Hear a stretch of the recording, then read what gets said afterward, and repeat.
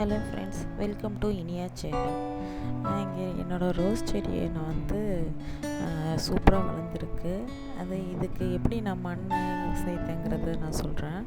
இதெல்லாம் பார்த்திங்கன்னா மண், கொக்கோ பீட்டு, மாட்டு சாணம் இது 3 கலந்து தான் வச்சேன். நல்லா வளர்ந்துருக்கு, நிறைய மொக்கு வச்சுருக்கு.